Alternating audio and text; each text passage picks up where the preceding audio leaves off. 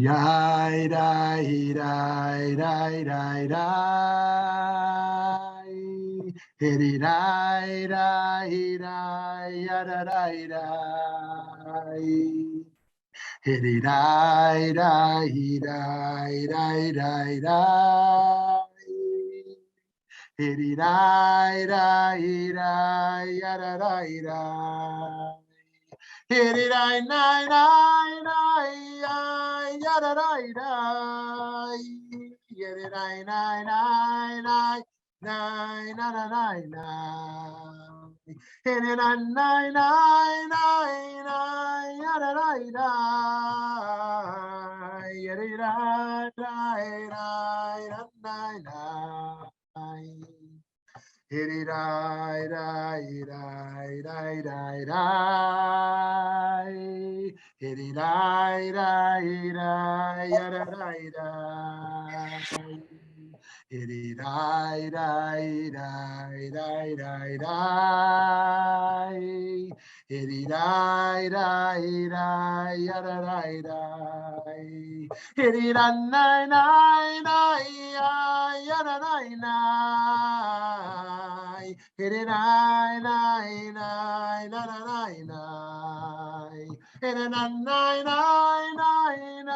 na na na.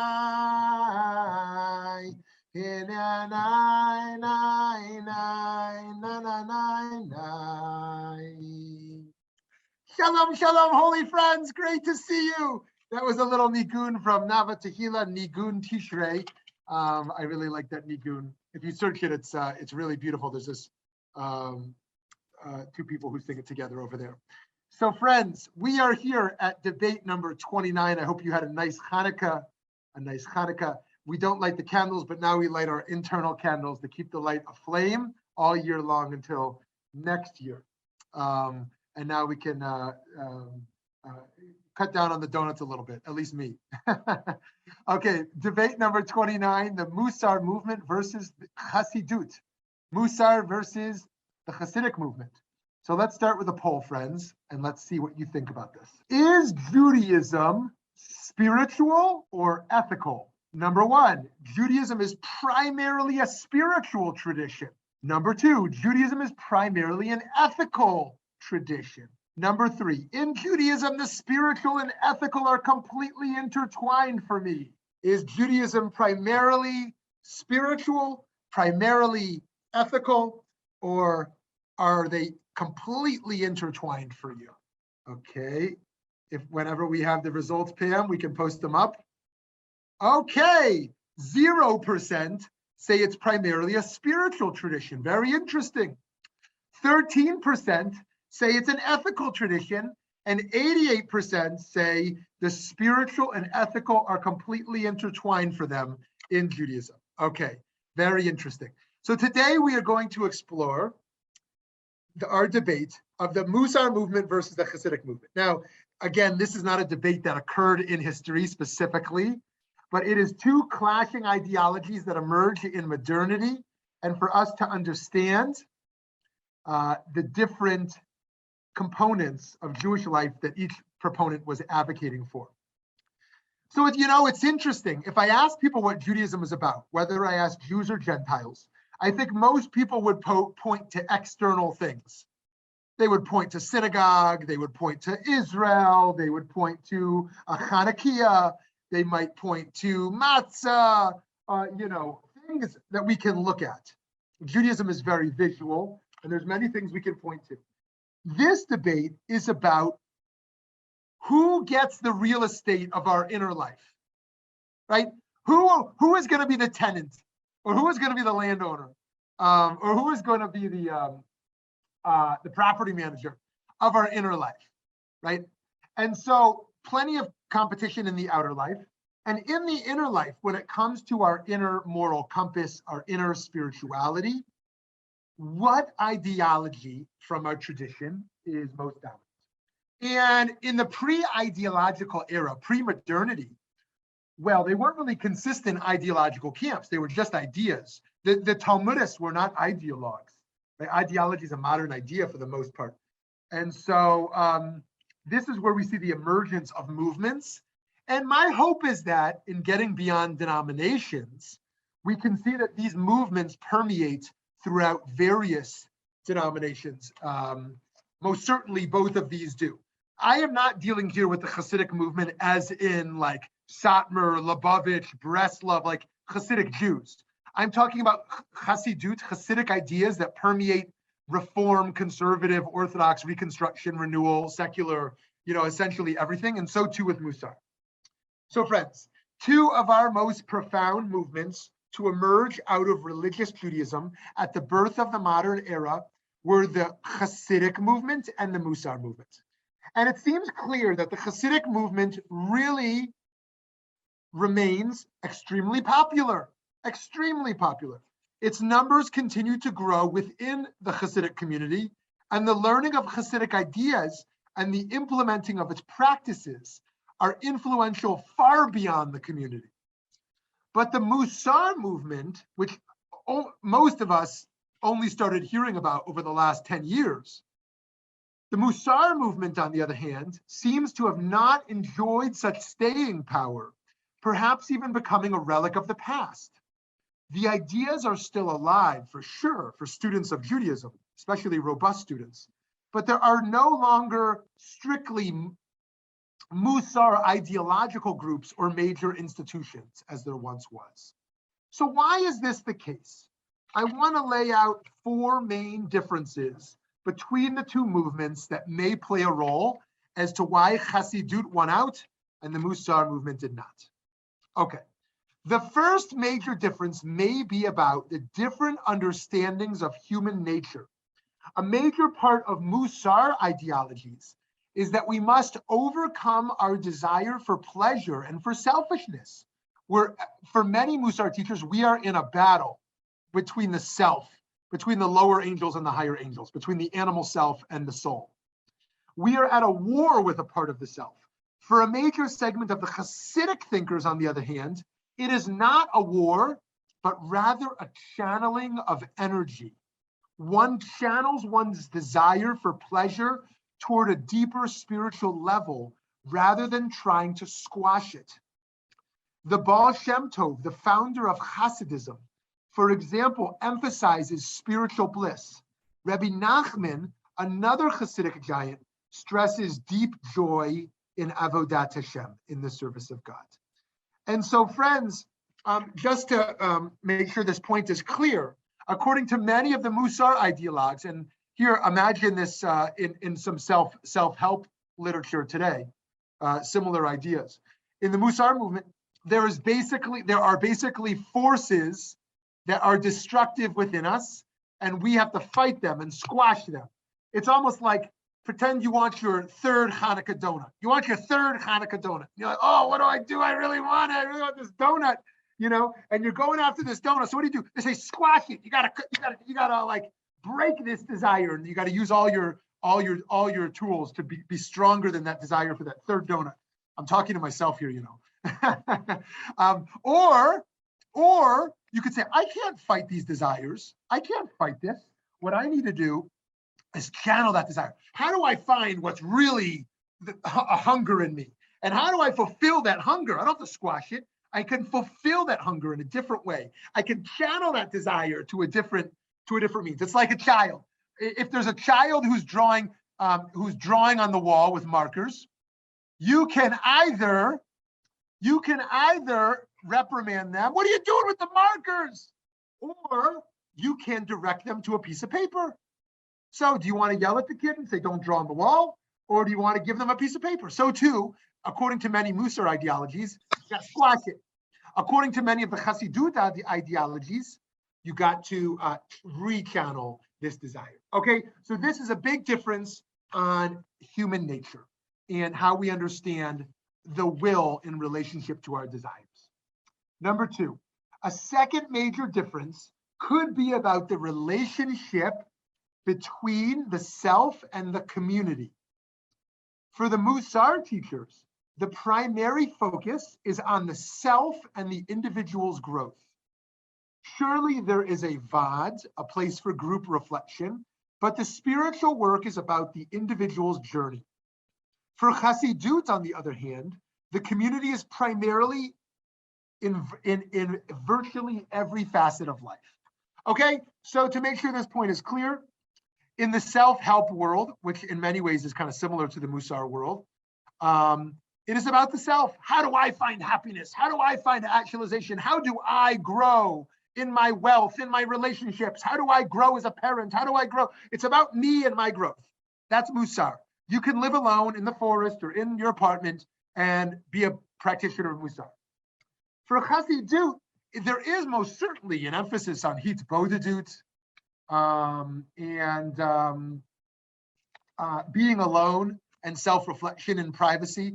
And yet there is such a power to communal practice that's part of why the Hasidic movements are so strong, because it is about the collective. You don't hear about Mussar collectives in the same sort of way, certainly not in large groups, but like a picture like this, Hasidic groups, the power of the collective is very, very large. Okay, number 3. A third major difference could be on the bar for excellence. The Mussar movement had very high standards for growth and a very high bar for excellence. The Hasidic movement, on the other hand, they love stories about innocent children who don't know how to pray. Whereas the Hasidic story emphasizes the simple, pious Jew, the Mussar movement celebrates the elite, virtuous leaders. So again, number 3 is, who is the emphasis, the elite master or the commoner? Number 4, and there's many other differences I could point to, but here's the last I'll point to now.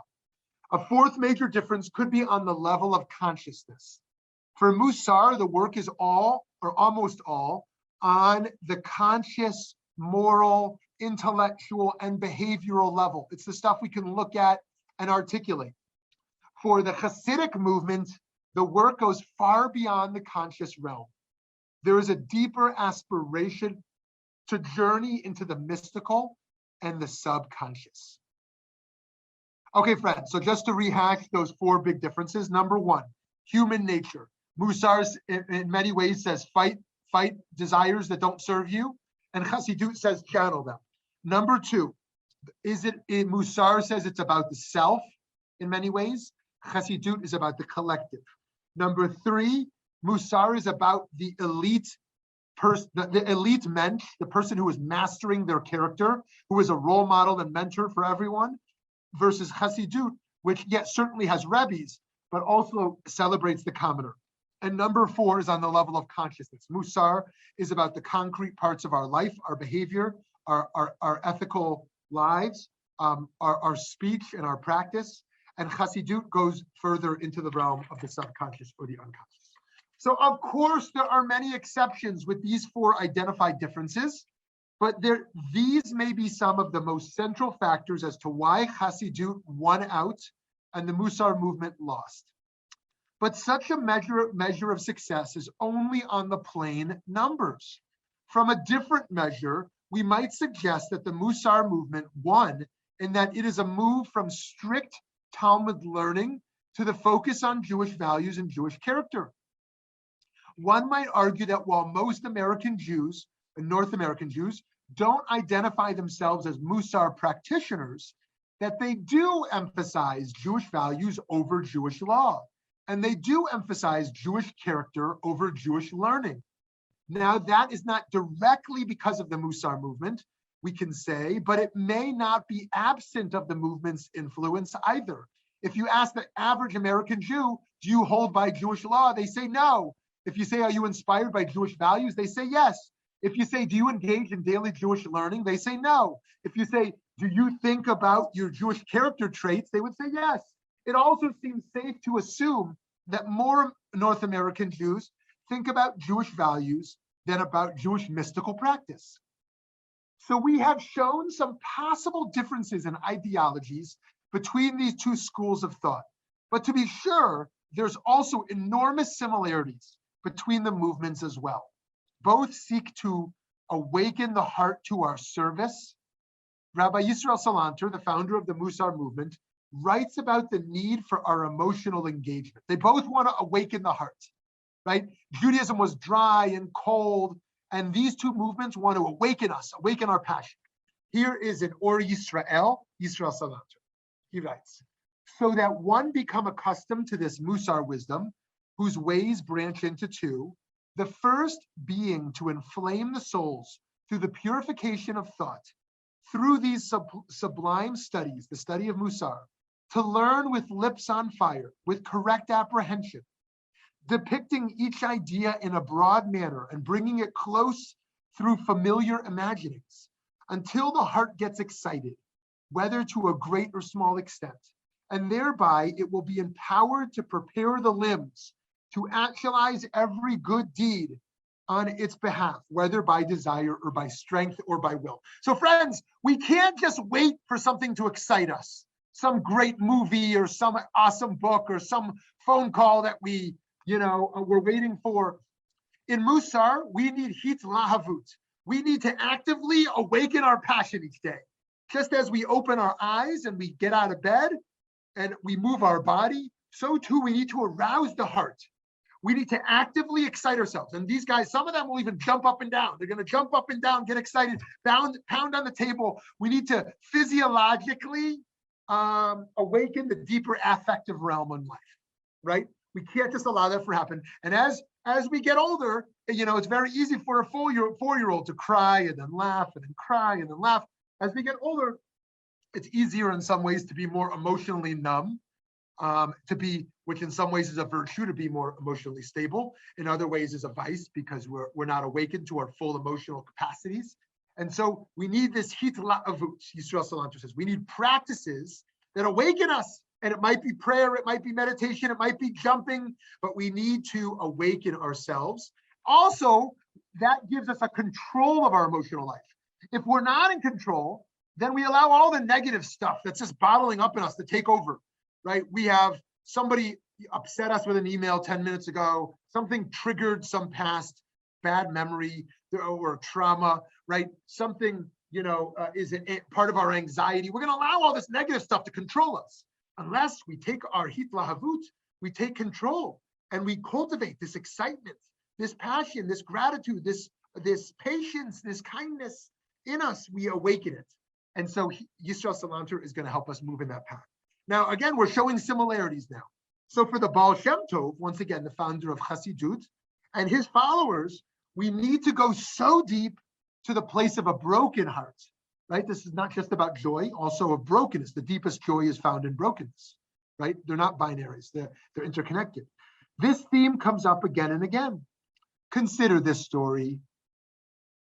One time, the Baal Shem Tov of blessed memory commanded Rabbi Zev Kitzis of blessed memory that he should learn the kavanot, these special mystical intentions of every shofar blast, because he would be the one to blow the shofar on Rosh Hashanah. Rabbi Zev learned the kavanot, the intentions, and wrote them down on a piece of paper to look at when the shofar was being blown.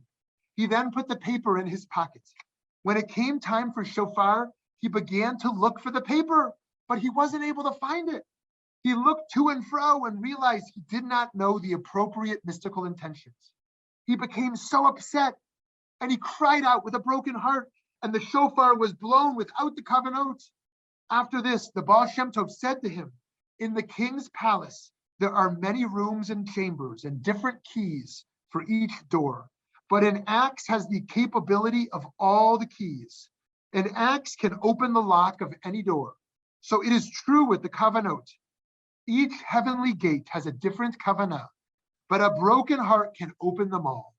When a person breaks their heart before God, it is possible for them to enter through all the gates in the palace of the King of Kings, the Holy One be blessed. So friends, here we see once again the simplicity emphasized in Hasidut, but not only the simplicity as the pathway towards opening the heart, right? That there is an appreciation for the complex, and yet it is the most simple in many ways that is the key. It is the key towards arousing our hearts. And in so doing, our truest and most pure service can emerge. So friends, how do we achieve such emotional engagement? For Rav Salanter, the pathway is through repetition and mantra. Here's how he explains it. And therefore, it is appropriate to repeat Mussar sayings many times over. And specifically, when one comes across a saying of the sages or some other words of Mussar by which they feel they would be affected and they would penetrate into the chambers of their heart, they should review and repeat it with deep affect many, many times until it becomes engraved upon the tablets of the heart and as frontlets between their eyes. Then upon this going outside and going to rest upon their bed, this teaching will ring in their ears like a bell and will not depart from their memory. So for Mussar, repetition, right? Continue to say, if you're down on yourself, I love myself, I love myself. There is a light in me, there is a light in me. Repeat, and in these visualizations and these statements and mantras, we will internalize the truths through this repetition. Now, with all of this, the goal is to weaken our physical desires and arouse these deeper emotional capacities and intellectual capacities. And through our anticipation and preparation, we can overcome those desires. Here's how Salanter explains it further.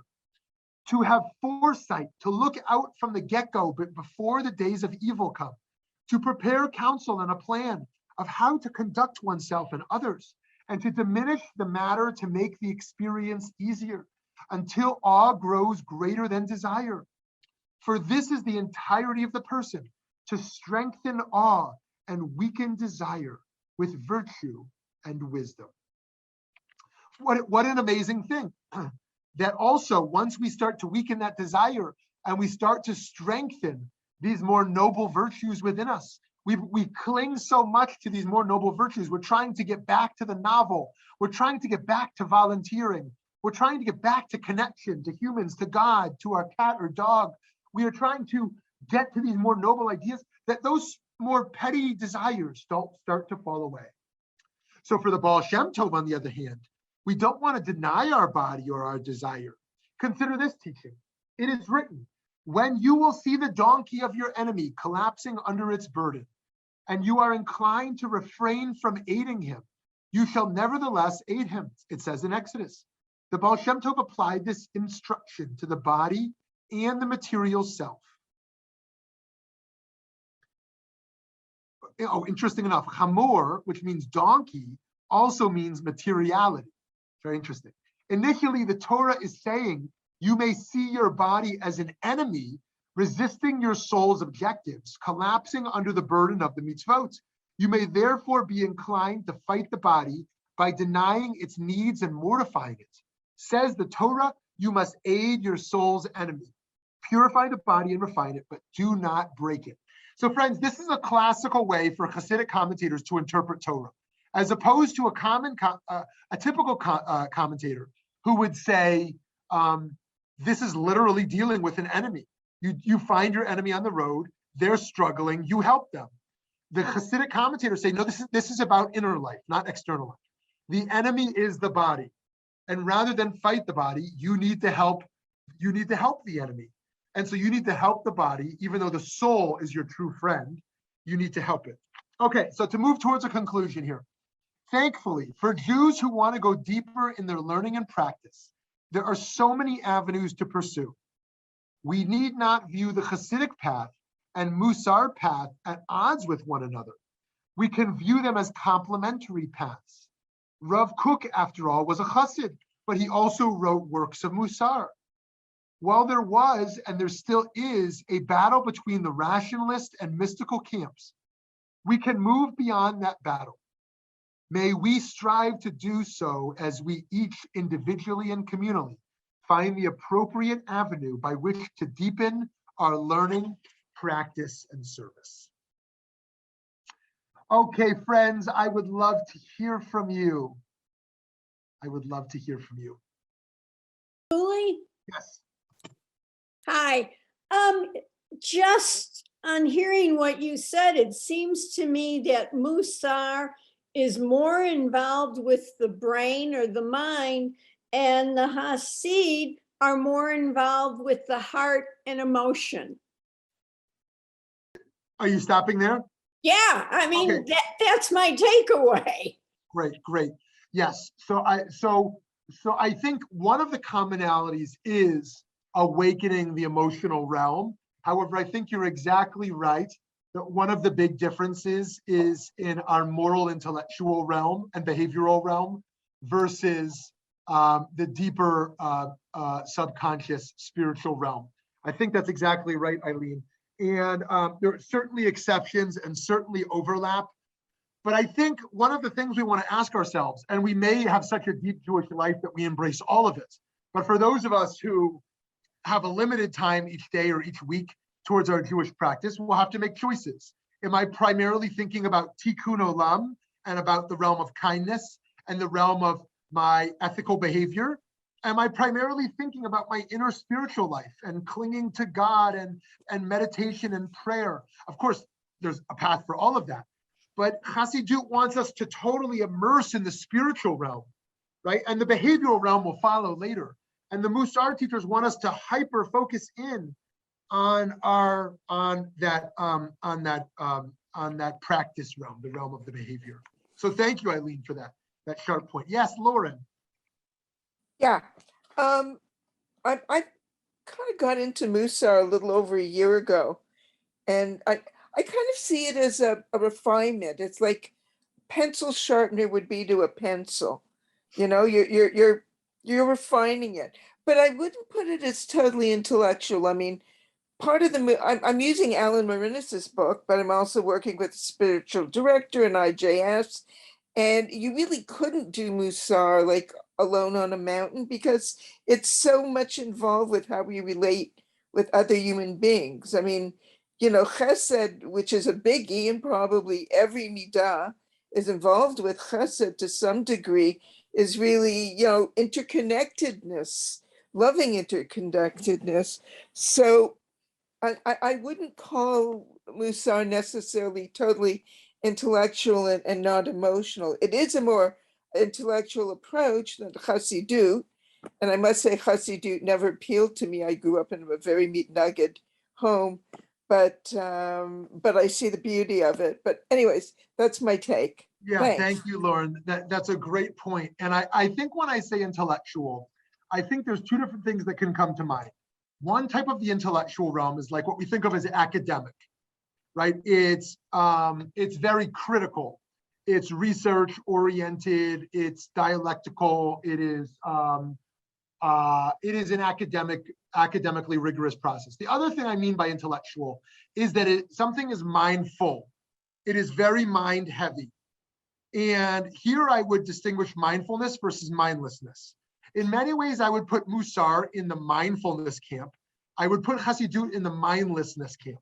Now, that's not denigrating or elevating one or the other, but I think that that in many ways in Hasidut, in many spiritual practices, we almost want to silence the mind. The mind is getting in the way of a deeper way of being. In the Sfirot, only the top 3 of the 10 Sfirot are kind of upper realm. That's Chabad, Chochmah, Bina, Dat, right, of the 10 Sfirot in Kabbalah.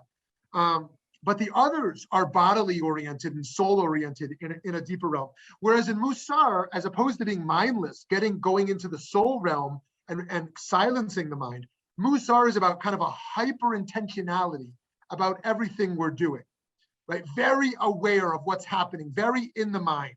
And so that doesn't mean it's not also deeply emotional, as you well pointed out, Lauren.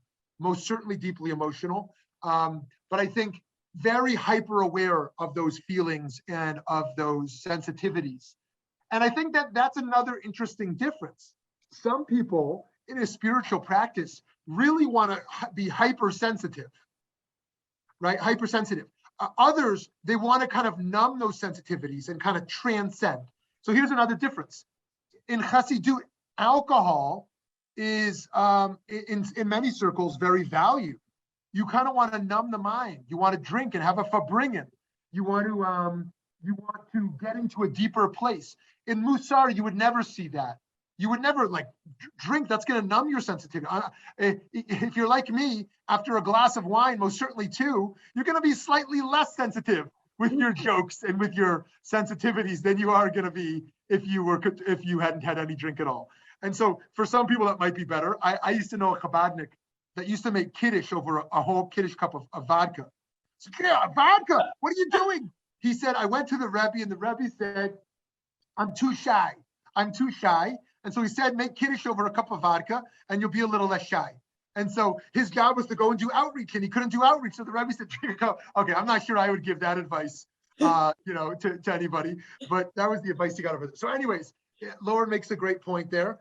And this is a great question for you. Are you someone, when you take a vacation, that you like a mindful vacation or a mindless vacation? Some people, they want to lay on a beach and turn off their brain and just sit in the sun and think about nothing.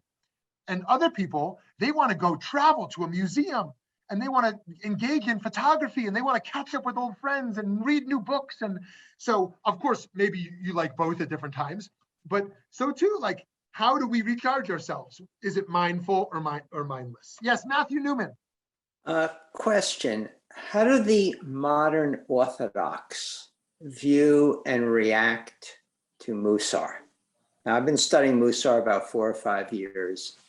I have former work colleagues who are modern Orthodox who are astounded that we Reform Reconstructionists were studying something that they've been studying, a completely different view than the Hasidim. Yeah. So this has been such a wonderful development that in the last few decades in liberal Judaism, we now see Mussar practice. And part of that credit is due to the Mussar Institute and Alan Maridis, as mentioned. And certainly there are others involved as well. My dear friend Rabbi David Jaffe, Rabbi Amy Eilberg, she's the first woman ordained in the conservative movement. Certainly leaders in the Reform movement as well who are launching VODs, and like Temple Chai and other Reform congregations in this community who have done that work for a while at the Shalom Center. And so I am not surprised that Orthodox Jews would be amazed by Reform Jews doing Mussar practice, because what Orthodox Jews think Reform Jews do is Reform Jews, in their mind, have a Hanukkah menorah next to a Christmas tree, and essentially have nothing else but that. Essentially are not Jewishly knowledgeable or not Jewishly engaged. And if they are, it would be kind of a Hanukkah Christmas tree. Now, that's not me disparaging interfaith relationships. That's not me disparaging those who only engage more loosely, but I'm merely sharing the perception Orthodox have. And if I shared the perception that Reform had of Orthodox, it would be of these like wildly barbaric people who don't use deodorant and don't speak English properly, whatever the case is. And so like it's good to build bridges and see these aren't true. And so they would be amazed because Mussar has such depth to it. They would be amazed. Here's the other reason. Mussar in the liberal Jewish world today is by and large a happy phenomenon. It is a joyful phenomenon. Whereas Mussar in the Orthodox world, they would call it Mussar. Mussar is a little bit disparaging. It's disparaging. Now, let me remind us that there's 3 different camps of Mussar. There was Hey, Slobodka. I've got to leave now. I've got another appointment, but thank you so much. Okay, all right. Well, I'll keep going on your question anyways. But so in the Mussar world, there's Navardic, Slobodka, and Kelm. And these are 3 very different approaches to Mussar. And in one camp, you will see in that there is an emphasis on the greatness of the human being. You are so great, you are so great, you are so great, you should actualize your potential. In another camp, you are so nothing, you are so nothing, you need to lower yourself. They would hang a dead fish from the ceiling of the Beit Midrash to remind you you're nothing but flesh who's going to die and be buried under the ground, right? And so those were very different forces. In the Orthodox world, when people think Mussar, they normally think someone's going to give you a good talking to, right? You need some Mussar. You need to be like put in your place. And so they'd be very surprised by liberal Judaism engaging Mussar. What are you? Very strange. And so, I think it's a wonderful phenomenon that Jews of all stripes and are engaging in Mussar more and more. Now, let me say one other thing, even though Matthew left, to his great question there, which is to this point around what do the Orthodox think of this? Now, both the emergence of Hasidut and the emergence of Mussar were deemed as great threats to Jewish tradition. Now, that seems strange today because these seems like traditional practices. But essentially, your job is to observe halakha and learn Talmud, obviously more than that, but by and large that. Now you want to move away from the Talmudic economy and away from the study of Jewish law, and you want to move to the focus on character or focus on the soul. That is a distortion and a perversion of the holy enterprise we're a part of. So these were deemed to be enormous threats. And so it totally makes sense why liberal Jews would engage in such practices, and yet it would be astounding to those traditionalists. Hi, Zach. Great to hear from you, Zach. Hey, Rabbi Shmuly, thanks for the great kind of basics, Moosar versus Hasidut. Really appreciate that. I think, it seems like many of us, like you mentioned, being North American Jews are and have been drawn to the Moosar movement for various reasons. And I think that maybe I was even a little surprised by some of the ways you described Hasidut as probably being more attractive to me just in your general description than maybe I would have described on my own. And, like Lauren so beautifully said, talking about chesed being key to many of the midot within the Mussar movement, and Hasidut comes from the word chesed, right? It's loving kindness. Talking about channeling human nature and emphasis on the collective and the commoner and the subconscious. So I guess my question is maybe, I think we've become very polarized in a lot of ways in our world. And I'm wondering, maybe your thoughts on why this kind of one versus the other has developed, especially, I guess, from me just hearing this, like it does seem like there's great value that we can learn from Hasidut. And maybe what can we do as North American Jews who maybe are more drawn to Moosar, to utilize Hasidut maybe more so in our practice. I love it. I love it. Amazing points by Zach. Amazing. So yeah, I think one of the reasons in this debate series we frame things in binaries is ultimately to break through those binaries and see the value on both sides and see that it's ultimately, in many cases, a false binary. And so even though these wars existed in our Jewish history between these opposing camps in many ways, and they're fighting for the mind and soul of the people, I think that we can see how, as Zach is pointing out so beautifully, how Moosar and Hasidut can be complementary, and a synergy can be created in so many ways. Because most certainly being a mensch without a spiritual dimension there would be Jewishly lacking, and so too. Being pious without an ethical foundation would most certainly be lacking. And so to see this combination, to put the chesed back in Hasidic, as you said, is such a beautiful idea. I mean, today, when we think of Hasidic Jews, it has very little to do with what early Hasidut has to suggest. Hasidic Jews today are by and large, with the exception of Lubavitch and Breslov, they are exclusivists. They don't want outsiders.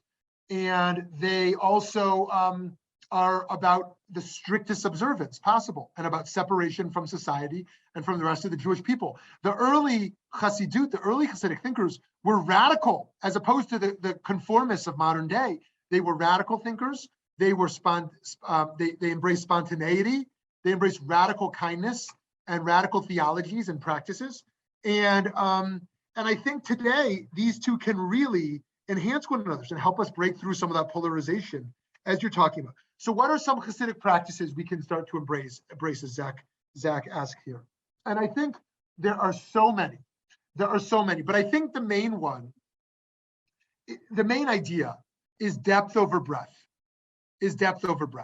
Rather than running as fast as we can to do as much as we can, how do I embrace the depth of this moment? Rather than going through the prayer book and saying every word, how do I take one word and focus for 5 minutes on this word, right?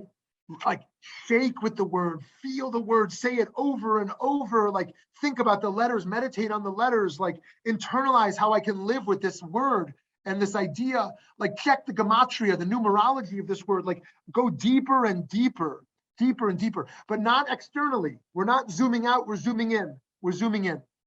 And so too, with any practice, if someone is going to put on tefillin, or they're going to make kiddush, or they're going to give tzedakah, whatever we're going to do, don't just do it. Like do it with all of you. Do it with all of you. Like awaken your entirety of yourself in this. And they want this in everything. They want this in how we eat. When I eat a piece of food, I didn't properly enjoy it. I want all of my energies weren't about focused on it, eating this food. If I am speaking, I'm not totally present in the words I'm saying and where they're coming from in me, in my realms of consciousness. If I'm in an intimate relationship, in a physically intimate relationship, I'm too much in the mind. I need to be immersed in this in a spiritual way, not just in body, not just in mind. I need to spiritually be immersed. So everything is about going layers and layers deeper.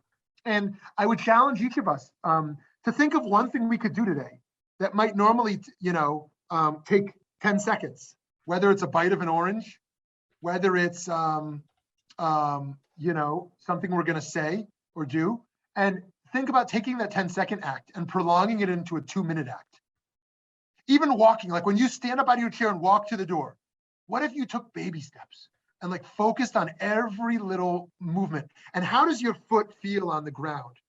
And how does your breath feel as you move, right? And where do you feel heaviness in your body and lightness in your body? So everything we do. And so I think that what's amazing about that is that Hasidut moves spiritual life away from just the rituals we do into everything we do. Everything we do now has spiritual depth. There's not the spiritual and the mundane. There's not the holy or the sacred and the non-sacred. Everything can be holy when we bring our full self to it. Shmuly. Hi, Cheryl. Hi, Shmuly.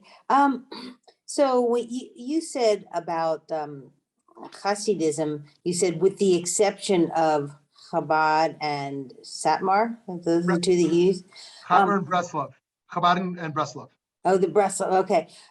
So that Chabad is the one you think of as being so like reaching out to everyone. I mean, that's my experience. Just on Sunday, for example, when you just talked about the Christmas tree next to the menorah, we went to the Tempe Arts Festival, and they're up on the big A mountain at ASU.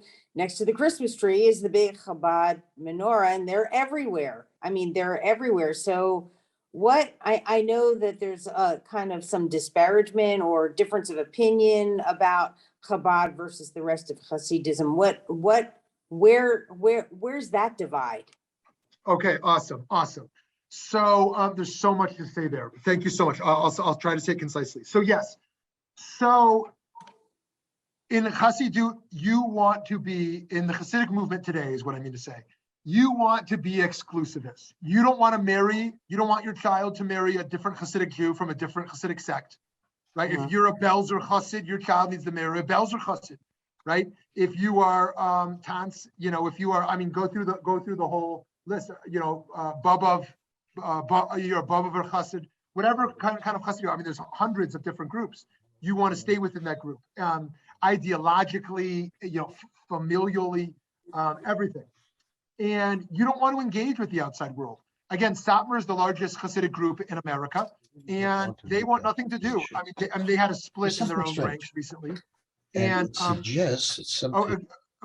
If you could mute yourself there, if you don't want to engage with the outside, most certainly you don't want to engage with non-Orthodox Jews. Most certainly, in many cases, not even other Hasidic groups. Satmar and Lubavitch have been at war with each other for a long time in New York. They really dislike each other.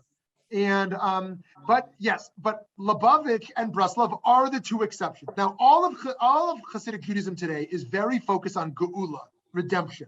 We want Mashiach now. They want the Messianic era now. right? And how do you get there is a question. And so for most of those Hasidic groups, they themselves are going to be the ones that get us there, right? But for Chabad and Breslov, it needs all of us. They really believe in the Baal Shem Tov teaching that every Jew is a letter in the Torah. And there is no complete Torah unless every Jew is involved. And so this, of course, is not pluralism. They don't embrace multiple truths, but it is inclusive in that they want everyone to be a part of their model of Judaism. Now, what's interesting is the Hasidic groups are very Rebbe focused, and every Hasidic Jew, every Hasidic group has a Rebbe that they go to for everything, except the two outreach groups, Breslov and Lubavitch. Their Rebbes are dead, and they never were replaced. Rebbe Nachman is dead of the Breslov movement, and he wasn't replaced. And of course, Rabbi Menachem Mendel Schneerson, the sixth Lubavitcher Rebbe, is dead and was not replaced. And it's interesting that the two movements that don't have Rebbes that are alive, of course, you ask some Chabad followers, they'll say the Rebbe's alive. That's a different conversation. Are the two movements, the two outreach movements are the two that don't have the living Rebbes, which is very interesting. Now, interesting enough, and by the way, this also intersects with politics. Prior to the Trump era, Hasidic Jews voted on one factor: self-interest. I don't care if you're a left-wing Democrat, I don't care if you're a right-wing Republican, are you going to give money to the yeshivas? If you give money to our yeshivas, I'll vote for you. I don't care if you're Hillary Clinton or Donald Trump, whoever you are, I will vote for you. Then in the Trump era, that changed for many Hasidic groups. There are a few that are purely self-interest motivated, but now some are ideologically motivated. That's a huge shift in American Hasidism, okay? But once again, that is a sign of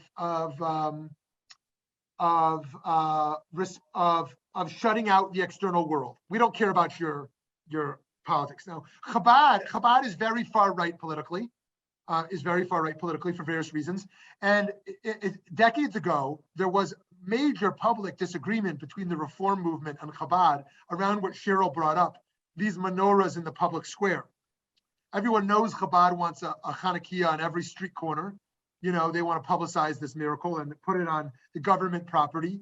And the Reform movement really fought against that. They want a separation of religion and state. And they see that as an infringement of, and Jews going too far in having Jewish symbolism on such property. And so there's even public debates that emerged in papers, you know, in the 70s in particular, around the Lubavitcher Rebbe and some of the Reform leaders around some of this stuff. So it's very interesting, this role of the Jew in society, and how that plays out over there. Thank you. Yes, Rabbi Biller. Yeah, hey, I'm glad to be here.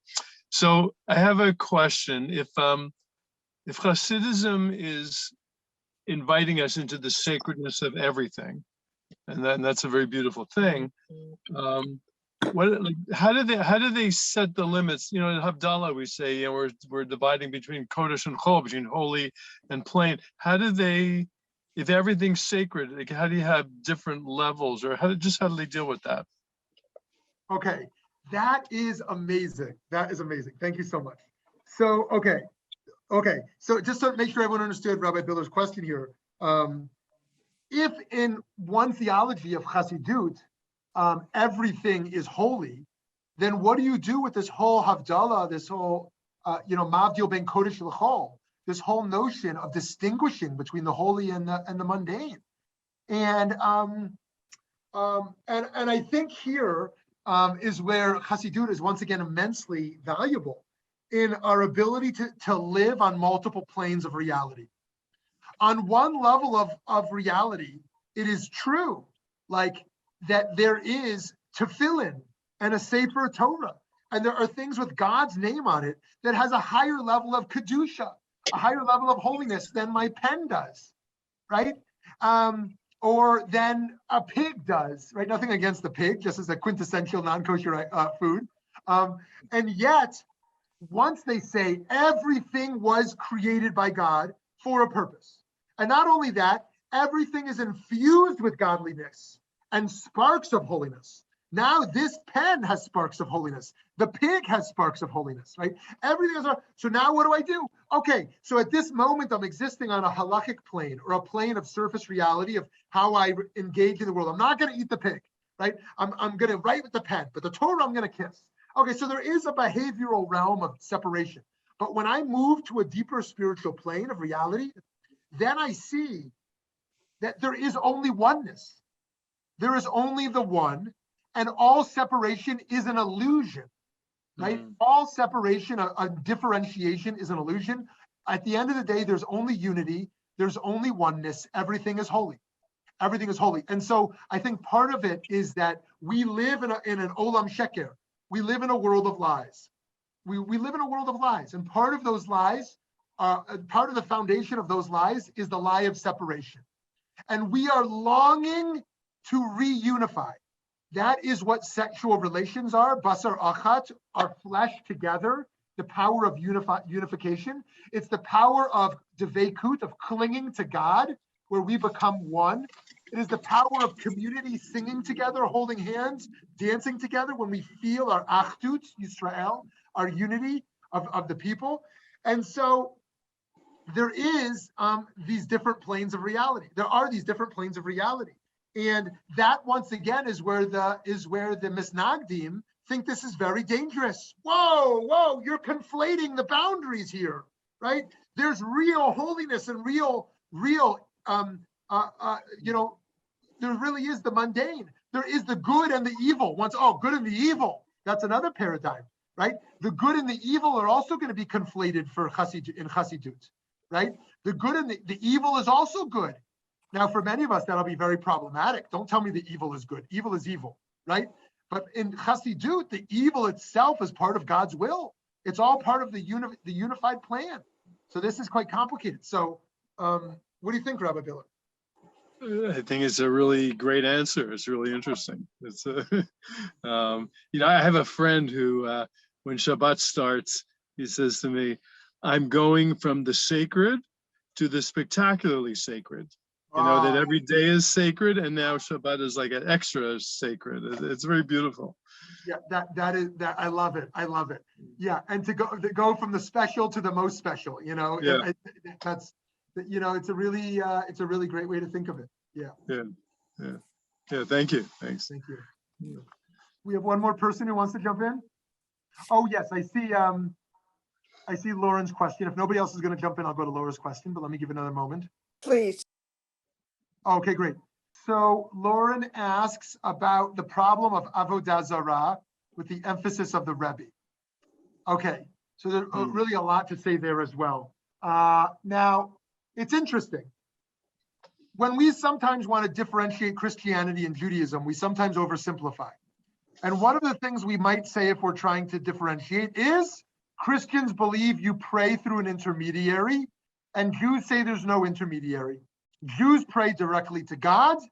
Christians pray through the Son, right? Now, there's a lot of different kinds of Christians, and Christians pray differently. But for many Christians, you pray through the Son, Jesus Christ, to get to the Father or the Spirit. Just talking about Catholicism for a moment. And so Jews, no intermediaries. There's only one God, not three dimensions, and you pray directly. However, for Hasidic Jews, they pray through the Rebbe. They pray through the Rebbe. Now, not always, not in every moment, but in many cases, they are channeling their tefillah through the Rebbe. And now, to be sure, the Lubavitcher Rebbe has this great Torah he teaches that he prays through his shtender. Reminder, a shtender is this thing here, a prayer lecture. And so he says, I'm praying through the shtender. He feels the physicality as a vehicle towards the spirituality. And so they're praying through him and he's praying through his shtender. It's almost like these laser beams going across the room, But I think this idea, some would say, is problematic in Jewish theology. This idea of the worship of a Mashiach, or the seeing of a Rebbe as a Mashiach, or the praying through them, or them being a vehicle to access God. Now, in Lubavitch, Lauren's saying that it goes a step further. It goes a step further in that this idea that the Lubavitcher Rebbe, for the Mashiachist, for the Mashiachist Chabad, the way you can usually differentiate with the men is whether they have they've bent their black hat. If it's still a circular black hat in front, it's they don't want to be seen as a Mashiachist, as a Messianist in this regard. If they've bent the front of their black hat, it's kind of like a trumper versus a diehard trumper. Like a diehard trumper wants to change the American flag.